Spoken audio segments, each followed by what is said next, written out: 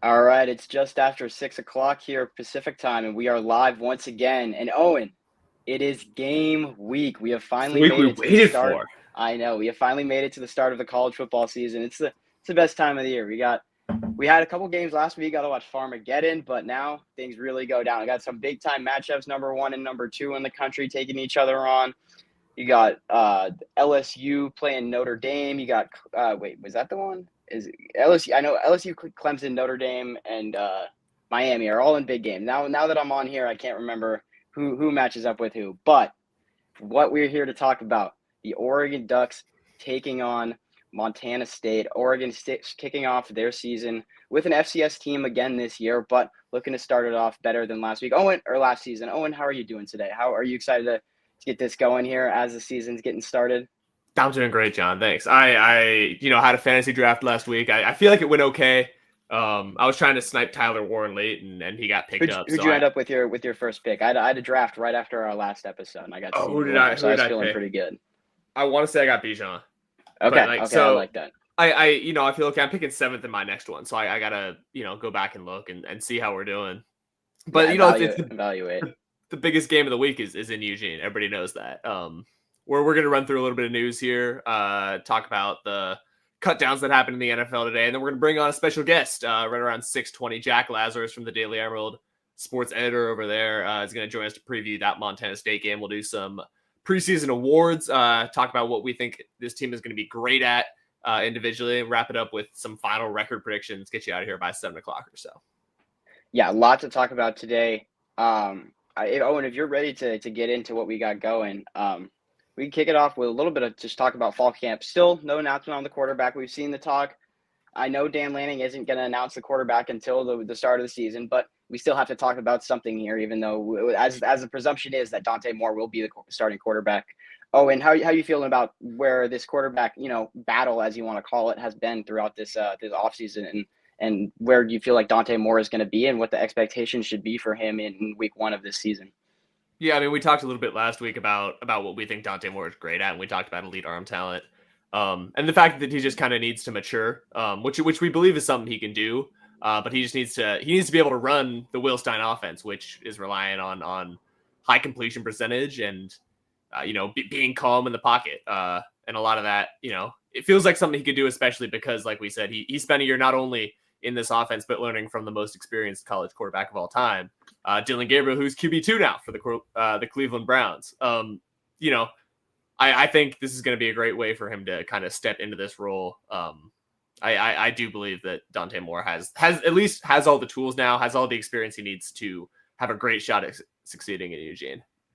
Exactly. Like we said, like we've been saying, it's just the fact that he got to practice within this offense last year, got to go against what was one of the top defenses in the country last year, every day in practice, seeing different looks, being able to kind of feel things out within the offense in a way that it's you can't really replicate those game scenarios, but trying to replicate it as much as you can, and being able to be comfortable making checks at the line of scrimmage, being able to recognize things like that, getting through his progressions, getting to his first read, second read, third read, being able to take what the defense gives him, take the easy stuff within the RPO game of the offense. And like we've been saying, the Ducks need to try to make this thing easy for him. They need to try to, in a way that Oregon's offense has been in recent years. They talk about Bo Nix before when he was coming out of the draft is that he didn't really have to do that much at Oregon because the offense was set up for him. He was throwing the ball within 5 yards of the line of scrimmage.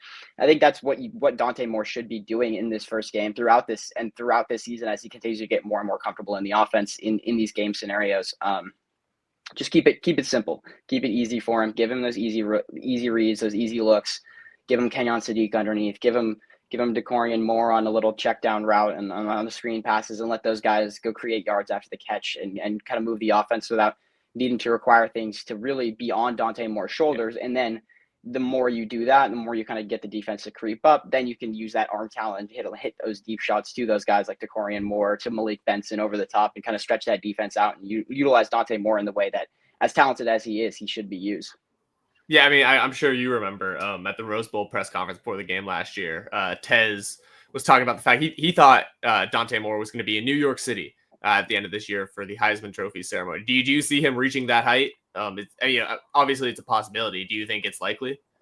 I don't know if it's likely, just because it's a wide open class, and if you look at the odds, I think he's close to the top 10, if not in that top 10 in terms of odds, just because it is such a wide open race this year. In terms of, you got a lot of guys that Arch Manning and Julian Sand at Ohio State. You got these guys who are talented, a lot of highly rated prospects who haven't necessarily put that on tape yet, put that on game tape yet. I think DJ Lagway is another guy that could be there at the end of the season from Florida.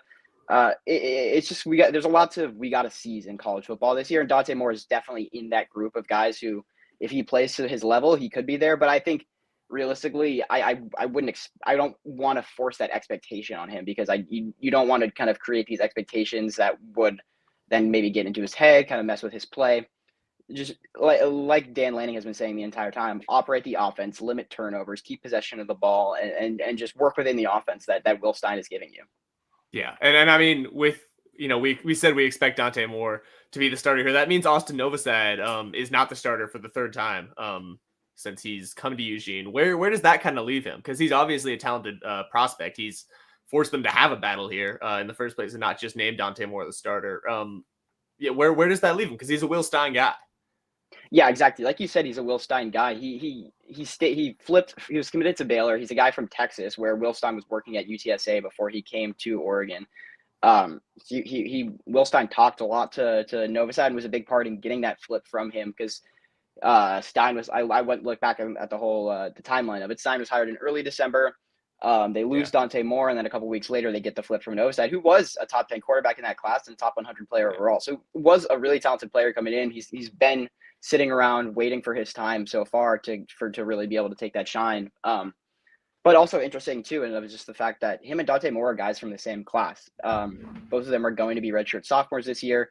Austin Novosad used that redshirt as a freshman. Dante Moore used that redshirt last year, backing up Dylan Gabriel, because he played enough as a freshman at UCLA that he didn't have to do that. But just, I don't know, it's kind of interesting, because they're guys in the same class. I think it really depends on how Dante Moore does this year. If Dante Moore balls out and is in it, because he's in this group of guys like Arch Manning and like who could, if they ball out and have the season that people think they could have, they could be NFL draft guys this year. But also Dante Moore could wait and do 2 years as a starter at Oregon, and then go after the next year after that, and he could even have a fifth year, or a third year a third year as a starter, a fifth year in total in college. So we'll have to see how things shake out. If Dante Moore does ball out and leaves for the league pretty early, I think Austin Novosad would definitely stick around, because he would be obviously the next guy in line to be that starting quarterback. So I think it's an interesting situation, but we'll have to kind of see how it plays out.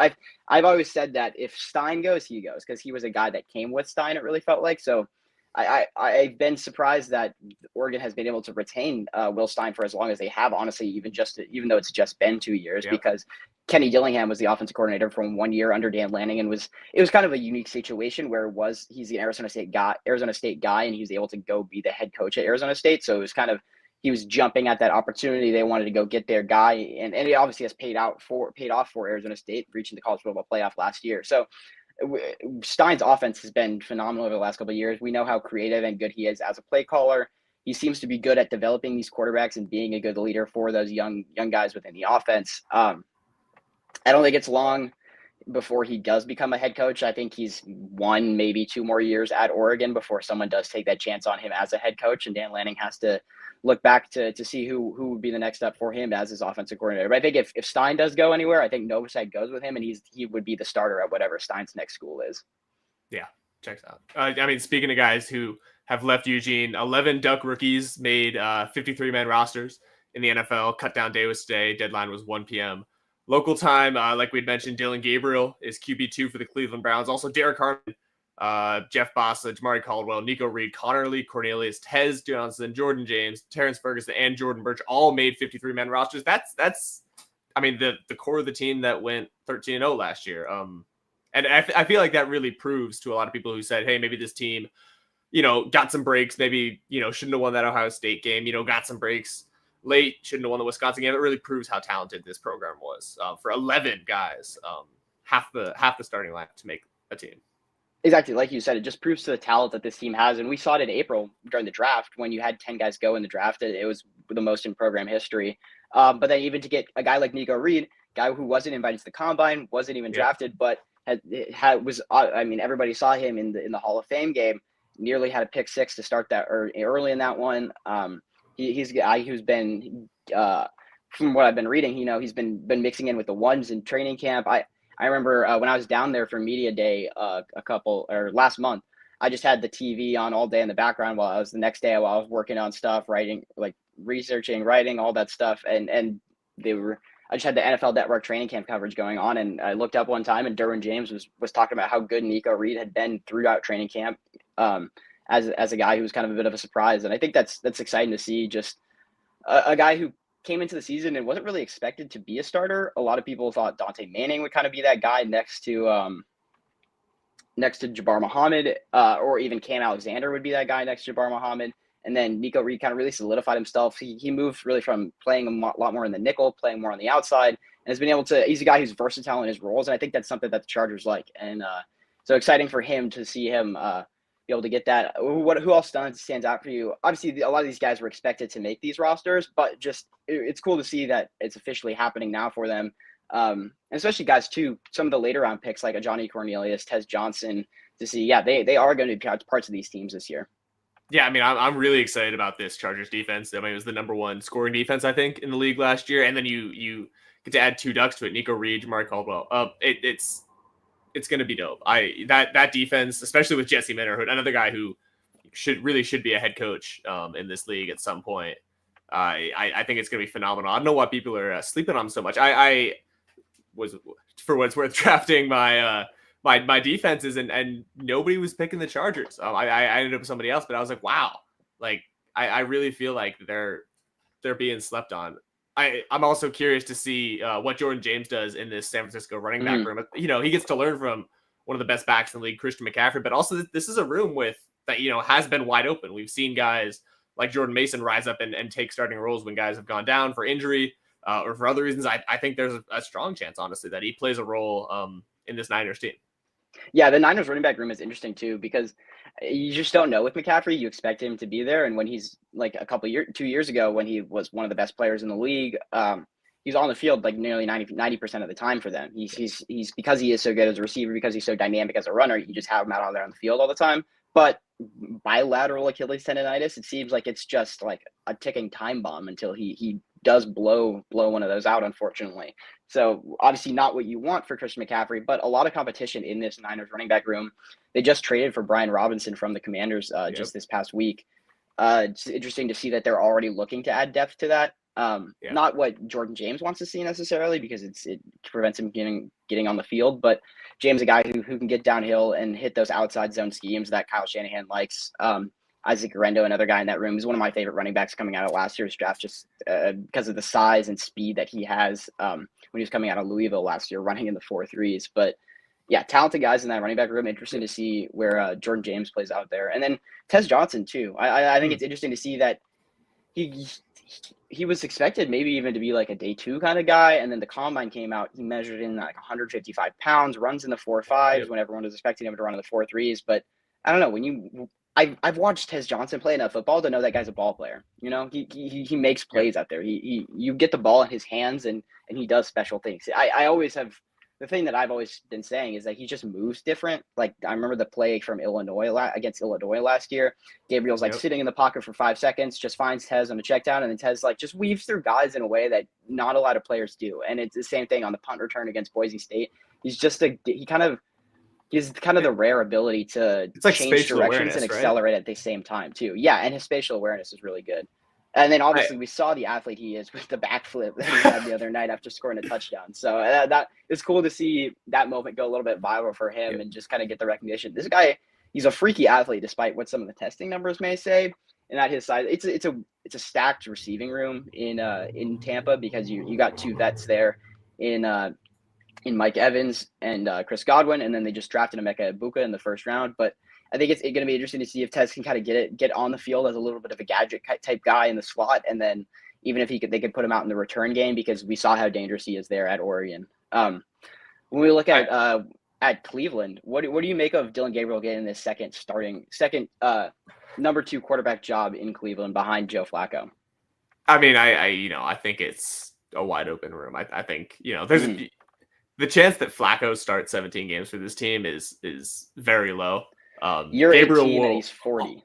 Yeah. Gabriel will almost definitely take snaps this season. You know, and we saw him play well this preseason. You know, it wasn't all perfect stuff for Dylan Gabriel, but you know, like we said, the advantage he has in this league is that he's very experienced. He you know, is traditionally a high completion percentage quarterback. You know, the trouble comes when Cleveland asks him to take those deep shots and beat guys, beat corners deep. It's just, if he can run the type of offense that he really succeeds in, and not have to chase teams from behind and not be the guy that they put in when they say, hey, we're down 30, we're just going to put you in, take some shots. I don't think that's a situation in which he's like ready to succeed. If he gets to play the type of offense he's great at playing, I think there's absolutely a shot that he, you know, dare I say, earns a starting job at some point in this season. Yeah, I don't think Flacco is long for this league. He obviously is a former Super Bowl MVP, has been around for a long time, but it seems to year after year he seems to just kind of continue to just pop up as a starter for teams. I really respect it. Injuries, honestly. And when he was on Cleveland a couple of years ago, led them to the playoffs and ended up having a really good year and won comeback player of the year. So we'll see where it goes. But I would be very surprised if Joe Flacco does start all 17 games for this team. And I glad to see Dylan get that starting nod, or that number 2 nod over Shedeur Sanders.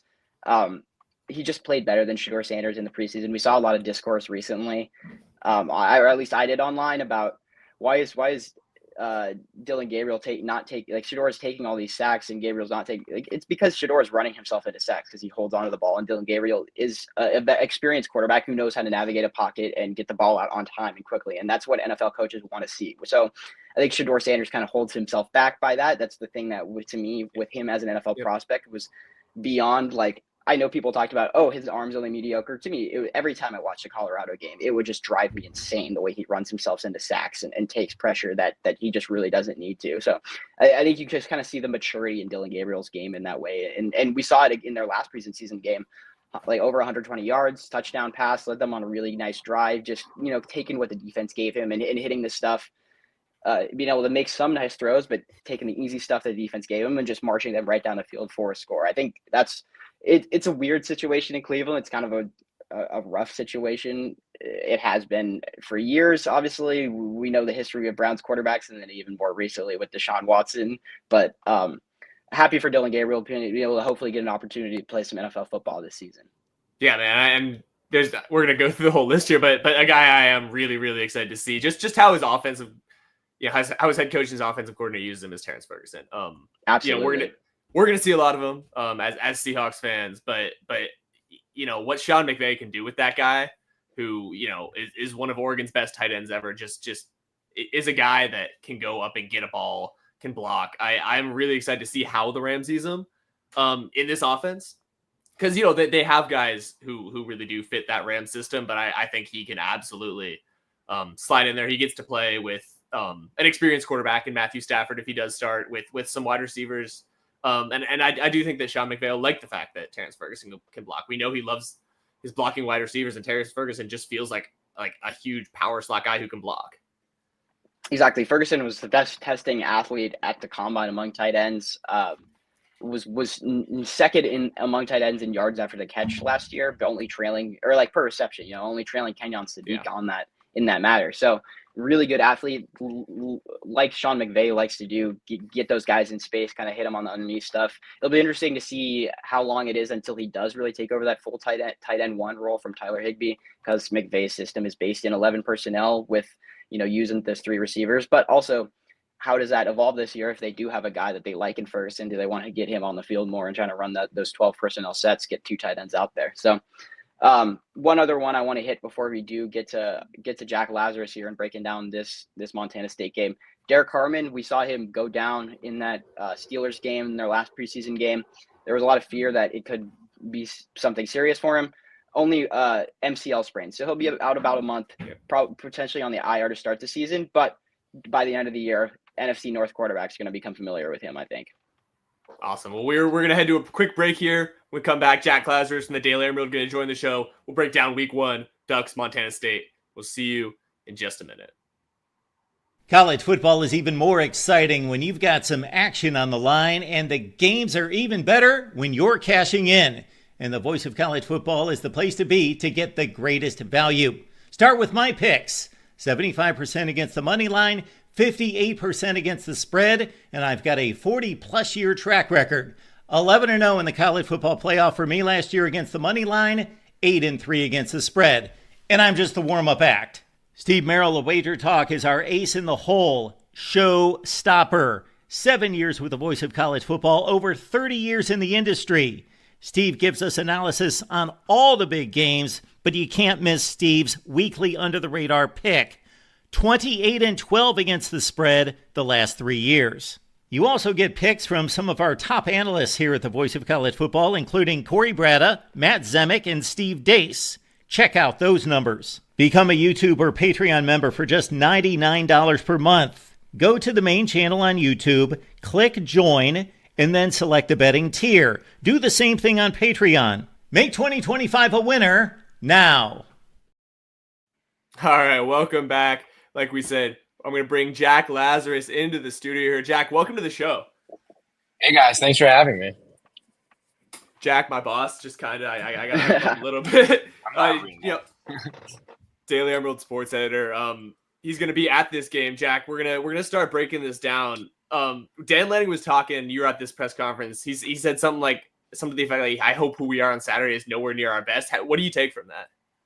I think that's very in line with what Dan Lanning's always said and how he's always kind of acted towards the team and improvement. So basically, he's always been the kind of guy like every week we got to go 1-0. Every week we got to improve. Every day we got to improve something. And he said to me, when I asked him, what does it mean to be back coaching? Like, what does it feel to be finally back coaching in football games? And he says, well, it's exciting that the season started, but I love practice. He loves practice. He loves getting to work. He loves improving, and he likes seeing his team improve. So it's more just the same from what I've seen from Dan Lanning, like usual stuff. And I mean, to be honest, you guys, like Oregon was nowhere near its best in week 1 last season. Is that trying to like kind of set expectations reasonably, or do you expect Oregon to come out of the gate and throw them under the bus like they did Portland State a couple years ago? I don't really think it's much to do with expectations because, again, this is just his mindset. I think they know that they're expected to come out. They know what happened to them last year. A lot of these players are returning. I think what will happen is this pressure will kind of come up at the beginning of the game. And I think maybe for a couple of drives, you won't see that much happening because of how nervy the game might be, especially against Montana State, who's a great FCS team, just like Idaho was last year. So I think more or less that the team knows its expectation, and I think they'll play like it for a little bit, but then just kind of settle into, being the superior team. Jack, I'm just curious to know, as someone who's been there throughout fall camp, what's the energy been like around the team, and have you been able to kind of pick up on anything that you feel like is going to be present there in week 1, just in terms of the little pieces that you get when you actually are on the boots on the ground in Eugene? I think a lot of what the team as a whole has been preaching is that last year wasn't good enough, even though they were undefeated, even though, Oregon made the Big Ten championship, won the Big Ten championship, made the Rose Bowl and all that. Like, that's not good enough for them, especially for Dan Lanning. And Lanning and his coordinators and every coach that's been interviewed is kind of along the same track that last year wasn't good enough. Every day, every minute, they need to improve. And I think that's created a lot of excitement around fall camp because I think they're ready to get to work. They're ready to actually start being dominant again. And I think that starts with Montana State. That starts with Oklahoma State, 2 teams that the Ducks are probably going to be expected to win by like pretty big margins. I think they're a 4-touchdown favorite this weekend. Exactly. Yeah. And yeah, I think it's like a 29.5 or something. I don't know if that's going to be the ending scoreline, just given it being so early in the season. But I think that the whole expectation is that they're going to go out and dominate, and that's what they're like itching to dominate. That's what kind of the vibe has been. Yeah, I think that just kind of speaks to what Dan Lanning has done to this program, where a 13-1 season, where you go undefeated in the regular season, win a conference championship, that's not enough, and that they're seeking bigger goals, or seeking a national championship. And despite the fact that you did go undefeated last season in the regular season, they didn't come out the way they wanted to. They started this year ranked number 3 in the country, and then had a bit of a dud against Idaho. A closer game against a team that turned out to be better than people expected in Boise State, but they fall down to number 9 in the rankings, and they know that that's not good enough, and they want to come out and kind of prove that they are at that level and should be considered as a top 10, top 5 team in the country. Awesome. John, real quick, is going to take us through a couple of the notable camp battles. We still haven't seen a depth chart. I know some of these programs are dropping depth charts. We've seen one, I believe, from Montana State. Ducks haven't. Like we said, they haven't announced starting quarterback. They haven't announced starting anybody. We picked out a couple ones that John's just going to run us through real quick. We got corner, wide receiver, and safety. Who do you see starting there? All right, so cornerback, I think Theron Johnson should be out there at cornerback. Jack, I'm curious to hear your opinions on all of these as well. As a guy who with experience in the Big Ten, brought him in as a transfer, I think he's probably going to be out there. And then the other guy I have listed right now as a starter, Ifeoma Odegwu. He's going to be a redshirt freshman this year, but just has been getting phenomenal hype throughout camp. Everybody has been, coaches, players, everybody has been talking about the guy he has become. And I think it was interesting to hear this week in the kind of like the documentary series they did, and people talking about how he was able to utilize a year where he wasn't on the field and still be able to get better. So I think that's going to be interesting to see. Really good athlete out there at corner, and I think he's going to be kind of a bit of a surprise to see out there at starting when you have some older guys behind him. But I think Dan Lanning is going to want to put his most talented players on the field. I think Ifeoma Odegwu is going to be one of those guys this season. Yeah, I also think that Obadegu is just, he's been there for a year, that they like the experience. That's why they're going to start Johnson. And I think Obadegu, he's been there and he's gotten better. I think I've heard a lot of great things about him. Yeah, I think.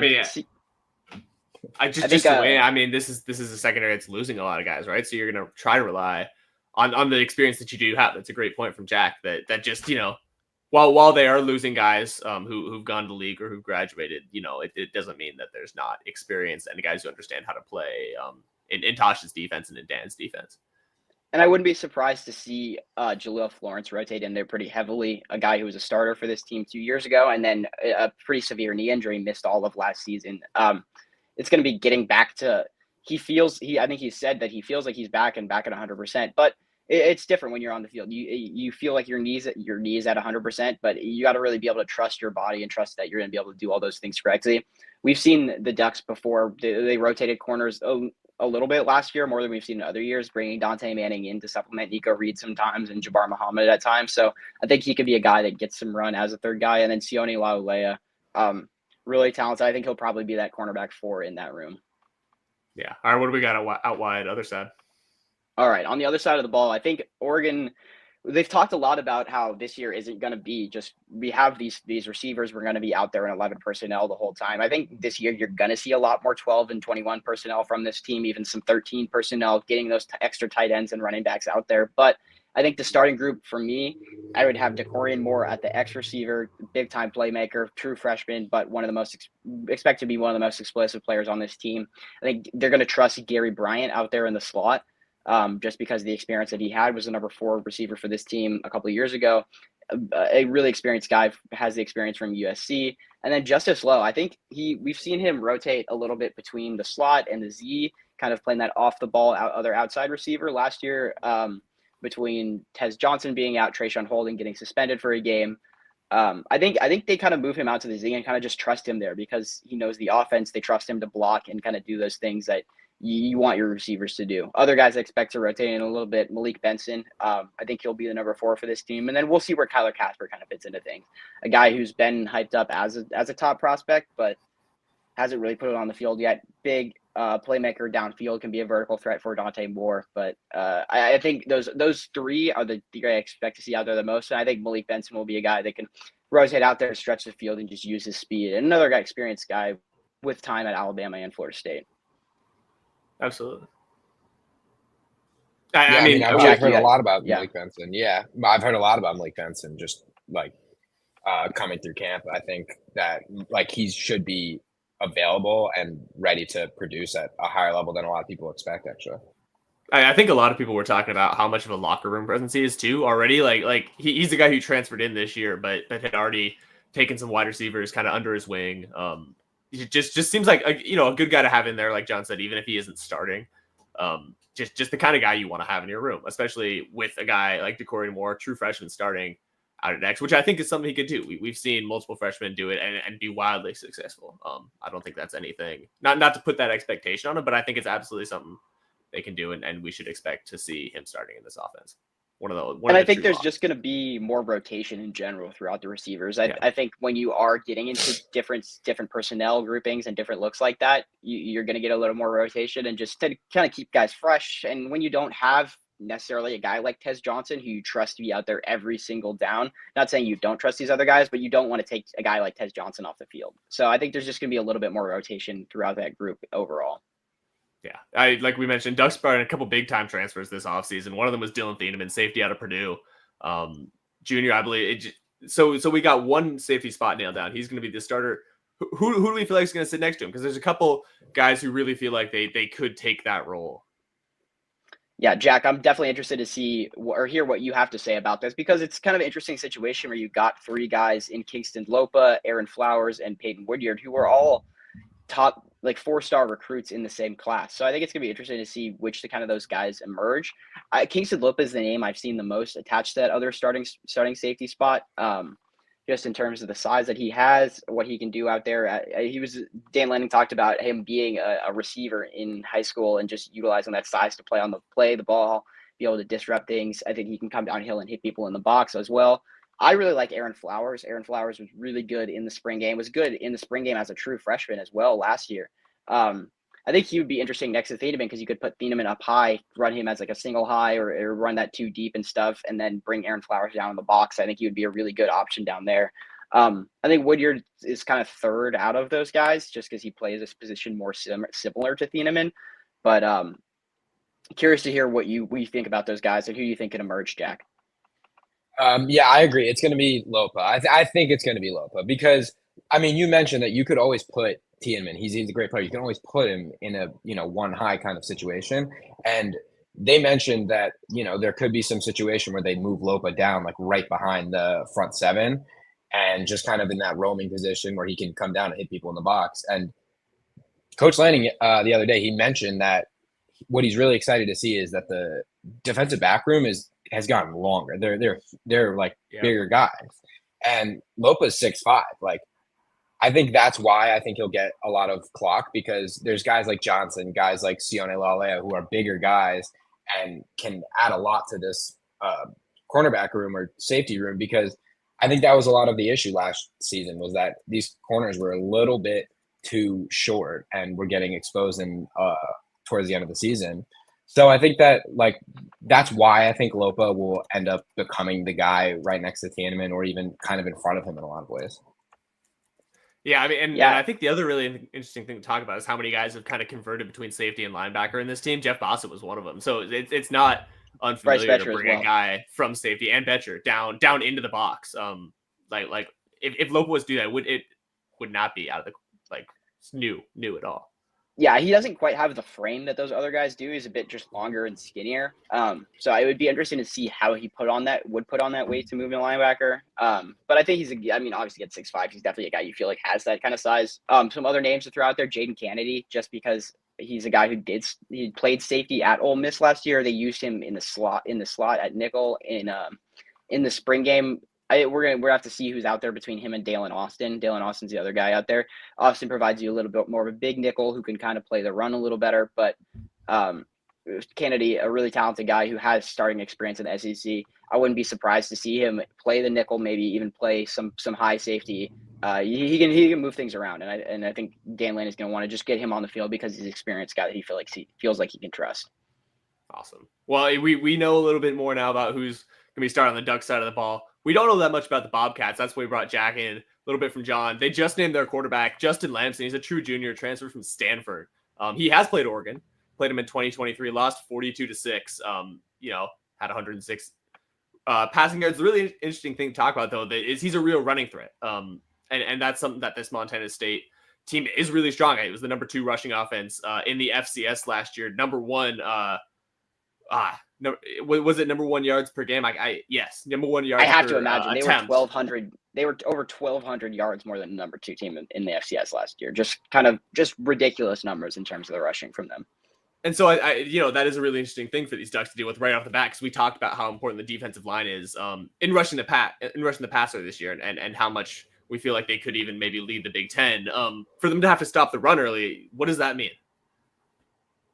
Well, I think they're gonna. Well, Bryce Betcher kind of mentioned it today, actually, that the stopping the run kind of now has two folds to it because of Justin Lamson, but it's kind of abetted by the fact that Bryce Betcher has seen him, he's played him, but the defending them is like now a twofold thing, especially for the front seven, who's like almost all new, and it'll be very like they're gonna have a lot of pressure on them, just getting hats to balls, making sure that like Lamson doesn't get out. And if Lamson gets out, it kind of breaks the whole game plan.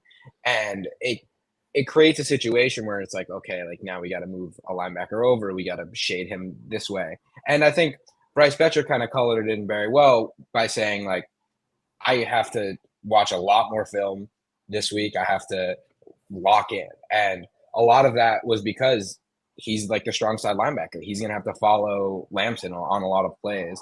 And I think now that they're still kind of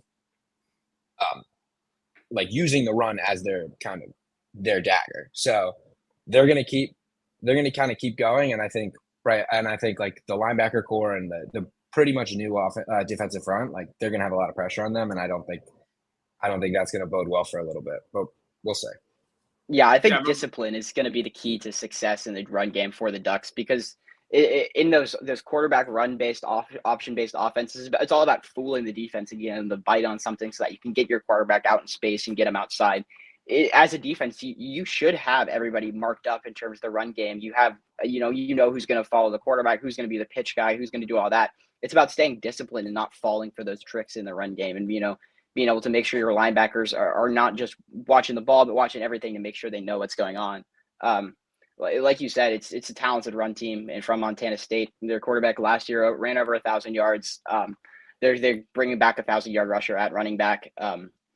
It's going to be a little bit of a test in terms of just not necessarily the talent on the field, but can you stop a scheme like this that wants to run the ball down your throat? Yeah.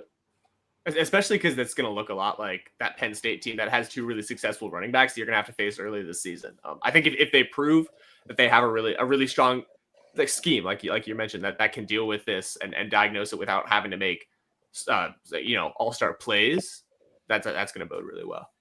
Yeah, I was just going to say, like, this is going to be a great test for the Penn State game. Like, this is a very similar offense. But for what it's worth, MSU, they replaced both their coordinators, and how much film is the coaching staff really going to get of Colorado School of the Mines? So it's going to be very new, and especially with a different quarterback, like there's a lot of unpredictability, which I think I agree with John. Like, it's going to be very important to stay disciplined for these guys. I don't know about you. I watched every CSU game last year. That's all you, man. Yeah, I mean, I think it's going to be interesting. Last time the Ducks faced, a really strong running quarterback was Damon Williams, and we saw how that went. I'm curious to see how their offensive line holds up. Obviously, we expect it to be relatively strong from a team that led that FCS in yards per attempt. John, I think you had something about their D-line. I mean, they're bringing back really important guys. That's always something that you have to look at, especially for a guy like Dante Moore, who we've been talking about, is a guy we want to see be really comfortable in the pocket. Could these guys wreck that? Yeah, the defensive line, I don't know if they can necessarily wreck that, but this is definitely the strongest unit on that side of the ball for Montana State. Their new defensive coordinator, Sean Howe, was the defensive line coach the last couple of years, so it's a guy who has been building this defensive line. And then you got a pair of guys in Paul Brott and then Kenneth Eden, who were all Big Sky picks last year and are projected to be were preseason All-Americans for the FCS this season. So you got a guy Brott who's 300 pounds, the only 300-pounder on this defensive line, but it is providing more of a test than you would see from some other FCS schools than probably from Eastern Washington or Portland State or whoever. So, yeah. And like we said, Montana State's ranked number 2 in the FCS right now. They are a team that is year in and year out in the playoffs. It's a team you can't take lightly and can't overlook, or else you do end up in a situation like Idaho last year. Absolutely. Well, we're going to roll, like we said before, into a couple of awards. We're going to get to our record predictions here. Let's just start with the offensive MVP. I'll go right ahead. I am really expecting big things from Kenyon Sadiq this year. We saw what Terrence Ferguson did this year. It's the reason the Rams drafted him. I think that Kenyon Sadiq not only could be, really have his breakout season this year and show, the nation the kind of guy he is, the kind of athlete he is, but I think he could be really important to this offense, just because how much he can do. We talked about, this receiver room isn't what it was these past few years. You don't have a guy like Troy Franklin or Tez Johnson. John predicted Sadiq rather to have the highest targets on this team. I think that could absolutely happen. I think he's going to be the guy not only that you go to when you need a couple yards, but you go to when you need really, really a big play. Yeah, I think it's all just about finding that connection between him and Dante Moore. Dante Moore learned to trust him on those underneath routes and let him create after the catch, because he is, as we saw last year in the Big Ten championship game, very, very talented after the catch. Yeah, where are we going, John? For me, I got to go with Mekhi Hughes, running back for this team, transferred from Tulane. I think I really do expect them to just pound the ball with Mekhi Hughes. Last week, my bold prediction was that he hits 20 touchdowns, first duck to hit 20 touchdowns since Kenyon Barner in 2012. I think they're just going to feed Mekhi Hughes this season. You've got other guys in that running back room, and they've said they want to work things in. But I think Mekhi Hughes has the ability to be kind of like a not necessarily a 3-down back, because you're going to want to get Noah Whittington in on some of those pass situations. But he can get out. He can get downhill. He can get out in space. Just a really good running back. And I think this team is going to, like Oregon has been historically, just rely on that running game to create the offense, and then subsequently off of that, open things up in the RPO game, in the play action game, and let Dante Moore be able to kind of fake it and then be able to hit those shots downfield to Decory and Moore to Malik Benson and those big play threats that you have. You believe him, Jack? Yeah, I mean, I think Hughes is an underrated get for the Ducks. It's the first time in a while that they've had a running back who can kind of do everything, which is really, really like a really nice have for a team. But I'm gonna go kind of cookie cutter pick here. I'm thinking if the offense is moving, if the Ducks have a good offense like they're kind of projecting to, Dante Moore is going to be the MVP. And I think that kind of, while I think in like a more metaphorical sense, Sadiq and Hughes are both more valuable, I think Dante, if the offense is working, he's going to put up like really good stats, especially since teams are going to start focusing on a guy like Hughes who can do everything. So that's going to open up the passing game for Dante Moore, who will now have Sadiq, who kind of, I think, fits in a little bit better to Stein's system than Terrence Ferguson did. He gets to places a little bit faster, which which will be great for Moore, which will then open up, the deep game. I think it's absolutely a thing. And I think, if you look back, it's probably Bo and Dylan that were offensive MVPs for this team the past couple years. It's how a guy works in the Stein offense, like you said. I'm really high on Dylan Thieneman on the defensive side. I think he can be the kind of guy that just really runs this offense. The linebackers really smart this team. We've talked on this show how we feel like the safeties can be the linebackers in terms of understanding and controlling this defense. Betcher is going to be important. I think what Thieneman can do on the back end for this team, especially kind of helping mold a unit that's a lot of young guys, could make him really the most valuable player on this defense. Yeah, I really want to agree with that Thieneman pick, because I just think he is so talented of a player. And when you do have a guy who can roam sideline to sideline and really lock things down on the backside, it shuts teams down. It really limits their deep passing attack, the ability to create those explosive plays. And then you force them to try to run the ball underneath and run the ball against a really talented front seven. So to me, the guy that I would pick for the defensive MVP is Bryce Betcher. I just think he's the heart and soul of this football team this year. He's a guy, he's a Eugene guy.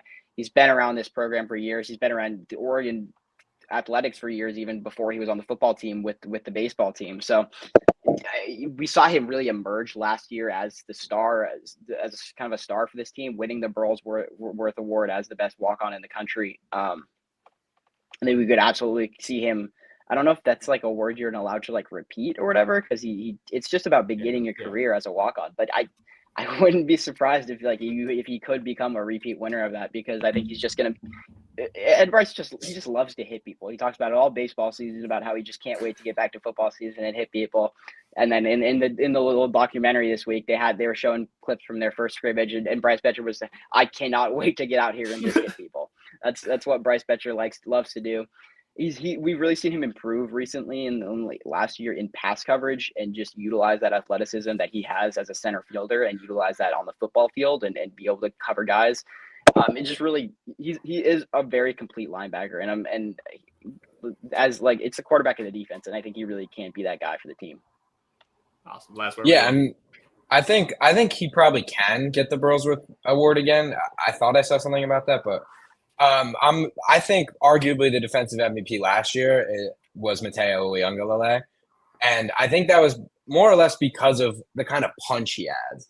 Like he led the Big Ten in sacks. Like he's the guy to get a sack for Oregon, which is a huge thing on a team like this, especially what should be a really really strong defense nationally.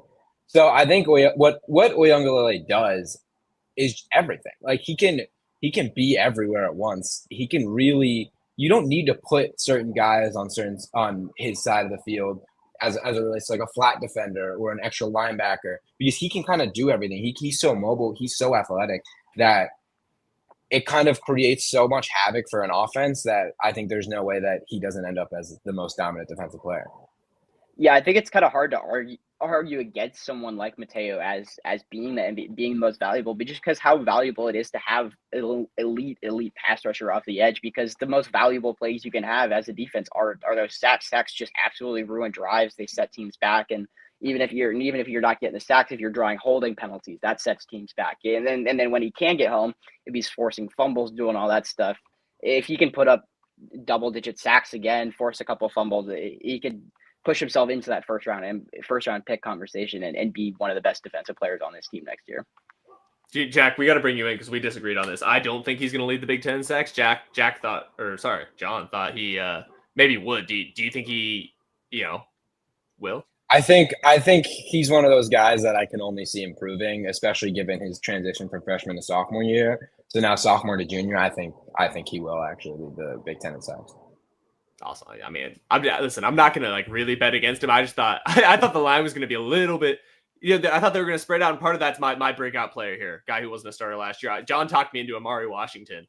He's going to sit right there next to Bear Alexander and guys like Tatum Tuioti and Mateo Uiagalelei. I think he's going to be a really underrated player here, just in terms of how much attention he draws. I mean, he's a big guy. You've seen guys like Jamari Caldwell really succeed in this offense by drawing attention. I think he could kind of play that a similar role to that, and really allow those guys to thrive. Am I sniffing up the right tree here? Yeah, absolutely. We saw him land at number 4 on Bruce Feldman's freaks list. He's big. He's explosive to a level that you really just don't see from guys at his size. And so if he can be in there in a 1 tech and a 0 and a 2 and working on the inside next to a guy like Bear Alexander, he's just going to open things up for everybody else on the defensive line.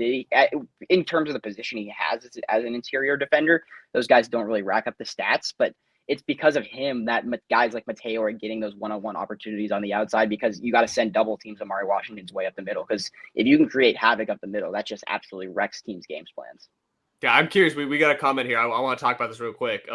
Somebody said that they think Lang really wants to open up the bench and see as many as 8 defensive linemen play this year. Is that something you see as possible? Yeah, I definitely think you could see guys like Aiden Breland start to mix in there, Tion Gray, Terrence Green. These are just talented recruits. We haven't really seen them on the field, but Dan Lanning has been recruiting like an SEC team in terms of just building the trenches and building them with high-level athletes. So I would not be surprised. And the more you see, you just want to kind of rotate those guys in the middle too, because they're bigger guys. The stamina isn't necessarily always there as much. The more you can rotate them, then you bring in a guy like Aiden Breland to get after the quarterback on 3rd down, and he can get up the middle, and then you force him out, and Mateo gets a sack. I'm really excited to see just how those guys develop, especially the younger guys in that defensive line room. Sweet. Thanks so much for that comment. All right, we're gonna get here. Keep going, John. Who do you have for your best newcomer here? We got freshmen or transfer starters. Oh, we still have breakout players to give. I want to hear about what Jack's sorry, breakout player guy that wasn't a starter from last year. But to me, it's Ife Obadegwu, just because I think he, as a guy who wasn't even on the field last year because of injury, just developing and becoming I think he could be a starter as a redshirt freshman this year. Just could be a really high-level boundary corner for this team who could shut things down and play next to Theron Johnson and create one of the better cornerback duos in the Big Ten and in the country even. Jack, you're kind of on a similar path here, so let's talk about both these at the same time. I mean, yeah, I think that my pick might be a little bit of a cop-out because he got a decent amount of playing time, especially at the end of last year. But my pick is Devon Jackson. I think he's he's really similar to the way he plays, very similarly to the way Bossa plays. And I think that bodes really well for this defense and the kind of athletes that they have. And Jackson is one of those game record type players. He can really get inside. He's got great speed. He's like really good on the pass rush. He gets it. He plugs holes very quickly. And I think he's a very, very serviceable defender in coverage. Like, I think there's nothing really he can't do. I think he excels more on the pass rushing, kind of being mobile side of things. But yeah, I think he's due for a breakout season right beside Bryce Betcher. Yeah, speed is the name of the game with Devin Jackson. He's one of the fastest players on this team, pound for pound, and continues to put on more weight and become a stronger player at linebacker. So, yeah, just continue to develop back there. I think he's another guy who could really have a strong season and did play a lot for last year for this team, but just continue to develop into that role. I think he could be an absolute stud for this team this year. Awesome. We are going to roll the best newcomers. I can read the run of show. I think Decorin Moore really, really is going to shine with this team, especially the fact that, it maybe is a little bit of a weaker receiver room this year. He doesn't have a lot of guys that he has to outshine in order to be, maybe the best newcomer in that room. But I don't think that matters, because I think this guy is going to be phenomenal. I think he's going to be an unbelievable weapon to go get up, get deep balls, and Dante Moore has the arm strength to go get him. Shout out Beck Parsons for the more connection. I think we're really going to see it this year. I think it's hard to bet against him. Yeah, I'm excited to see what Decorin Moore does for sure. But for me, my pick is Isaiah World. It's going to be a left tackle for this team. He's going to be protecting Dante Moore's blind side.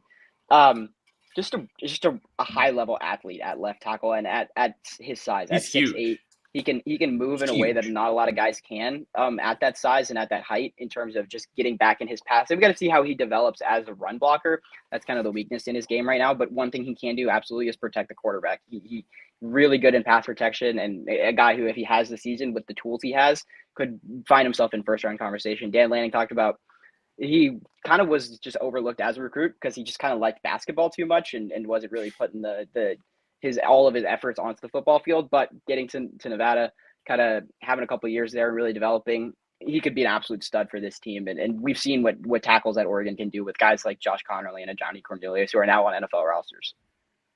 Absolutely. I just remember talking to him media day, and I'm like, dude, this guy, it feels hard. Like we said with Moore, it's hard to bet against this guy being a success.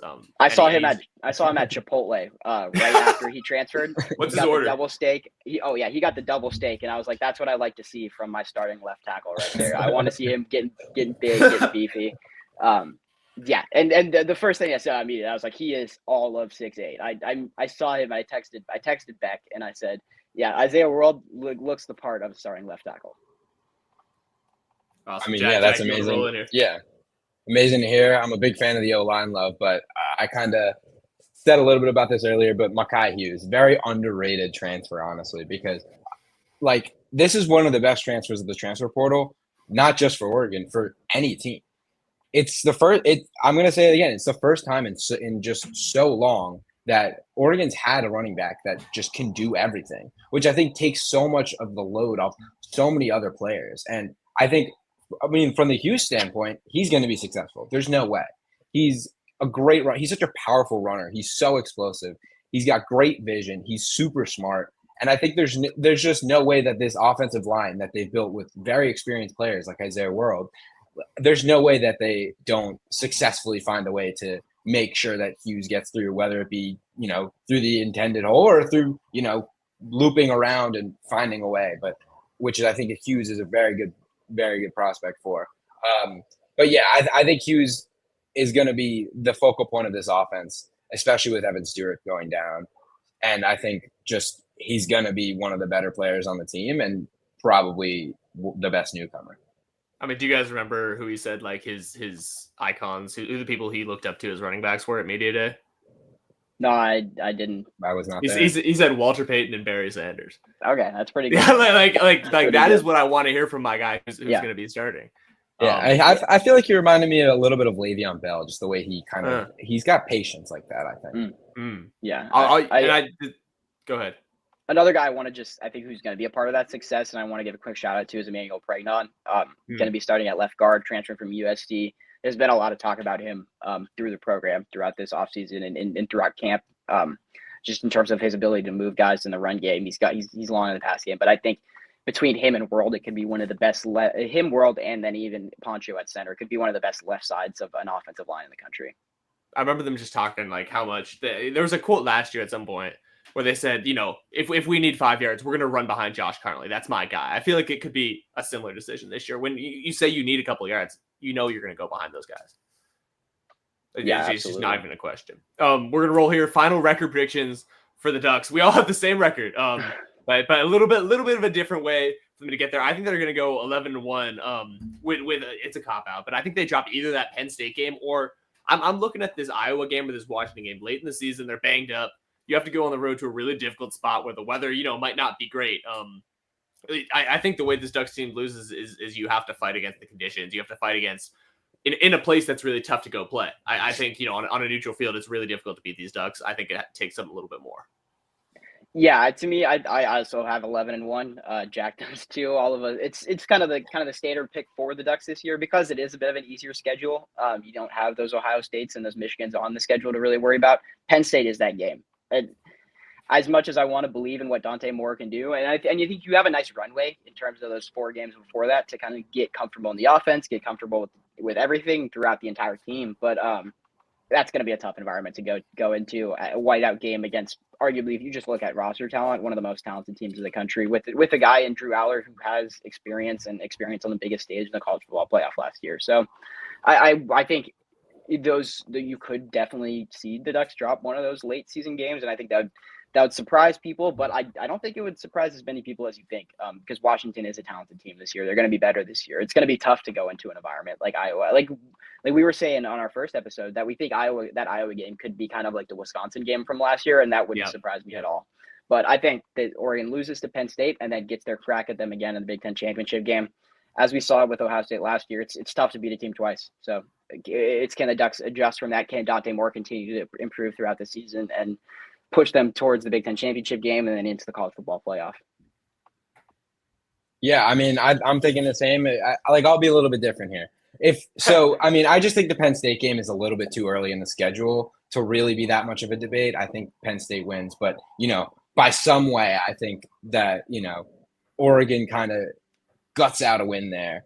I think it'll come back later in the season. I think it'll haunt them. And and you mentioned there's tough place. Like there's not many really tough places that they're playing. I think they'll still make one of those, probably Iowa or Washington, feel tougher than it actually is, just by being slow off out of the gates or just a little little bit of forced mistakes, those kind of things. I think I can see happening in like an Iowa or Washington game. And then I think they end up meeting up with the winner of the Penn State Ohio State game, which I think will be Ohio State.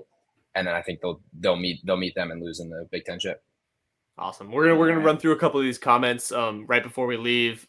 This person said they're really confident in the O-line, D-line. I am too. That's why I picked them first and second in that draft. That's going to be really important in this room. Do you guys think that's one of the biggest things you can take away from this Montana State game is just how solid these lines are going to be? Yeah, exactly. That's how you build winning football at the highest levels in college football. At any level of football is through the trenches. You got to build inside out. You got to build those trenches first. And Dan Lanning has been doing that. You've seen it in terms of the guys he's recruited to that defensive line, some of the transfers he's got in on that offensive line. I think it's going to be definitely important to see just how those guys kind of play together, because you're not playing the most physically gifted guys on Montana State, but it's a team that's coached well, is schemed well. So can you kind of work together and the offensive line not have communication issues that lead to Dante Moore ended up on his back? Yeah, and this next one I'm a little bit curious in, because somebody thinks they're going to split a lot of these carries between the 4 backs. I know, was it Jack that said he really feels like it's just going to be a lot of Mekhi Hughes because he can do so much. Where do we sit with this? I can definitely see it happening for sure, especially with the experience of Noah Whittington. Kind of, that's a guy that they know will be good again. Like, he's always been good. He had that kick return last year, just has been struggling with injuries. But I think Hughes is kind of a cut above the rest in a lot of ways, and I think they're going to be a little bit forced to use Hughes a little bit more than maybe they would like to, as you're saying. So yeah, I think it's going to be interesting to see how Noah Whittington does factor into the pass game, kind of as more scat back, third down kind of guy, because he just has a little bit more of that skill set, quicker out in space and stuff like that. And also just he is a really experienced guy. You trust him. You trust him because he's been around here for 4 years. He missed one of those seasons, but he's been just in the program now for 4 years after transferring. So I think he's gonna get a lot of work in there, and he could kind of emerge as I think he will be that number 2 guy. And then to see where Jay Harris can kind of get some touches down in the red zone, just in terms of the physical ability that he has as a huge running back. He put on 10 more pounds this offseason. He's up to 6'2", 225. That's a big dude. It's going to be hard to stop in the red zone. And then DeJuan Riggs, just can he kind of factor into the pass game? Yeah. He talked about working as a receiver in high school. Do they throw him out there in the slot a little bit? And how much do they go to those 2 running back looks? I think that's going to be interesting to see as well, because I think you could see more of that this year. Awesome. We just got one more before we send you off. Somebody said they grew up in Arizona. We'll always root for the Sun Devils, but want to chime in which quarterback has better protection, Sam Levitt or Dante Moore. I don't know how much we know about that room down there in Tempe. Anybody have any expertise? I can't say I'm super familiar with what Arizona State's offensive line room looks like this year, but it's just hard to argue against what Oregon has out there in terms of you got guys who are projected to potentially be going in the first round, like Isaiah World. I think Emmanuel Pregnon will probably be a day 2 pick at guard. Poncho has a very solid chance to be a day 2 or even a day 1 pick, kind of in a similar way to Jackson Powers Johnson was a couple years ago. Oregon's group is really talented, and I think they're going to put that out there. And it's a veteran group too. These are all guys, even if they haven't necessarily played together, starting experience at the highest levels of college football. Awesome. Yeah. Jack, you got a little something to shout out here, because you're the author of a new newsletter. You want to tell us about it really quick? Oh yeah. So every Thursday, dropping at 10 a.m. will be the new Daily Emerald Sports newsletter, which is written by me. We're promoting just my thoughts on Oregon sports. It's a little week preview of what's to come, and just some stories that I think the readers will really enjoy, and a little bit of context on them from my perspective. And it's just a great opportunity to be able to share that with you guys and be able to just kind of write and feel free with it. And I thank you guys for supporting. The link will be on the front page of the Daily Emerald to subscribe. You can subscribe to the Daily Emerald newsletter, but look for the weekly Quackdown, which is the specific sports newsletter, which comes out every Thursday at 10 a.m. I will be reading it, Jack. Don't you worry. I have to say, I've already subscribed. Already did. All right now. Thanks so much. Our next show, we'll be live here August 30th after the game, right around 4:30 once John gets out of media. I'm not down in Eugene yet. John is, or will be. We're going to be live talking about the game, breaking down what we think, everything that we talked about today. We'll react to that. And then we'll be live on Monday, again, 6:00 p.m. all the way through the season. That's going to be our new time every Monday. Bring on some more special guests. Maybe we'll see Jack back. I would love to come back. Appreciate you, man. Thanks, John. We'll see you guys on Saturday. Yep. Thanks for watching.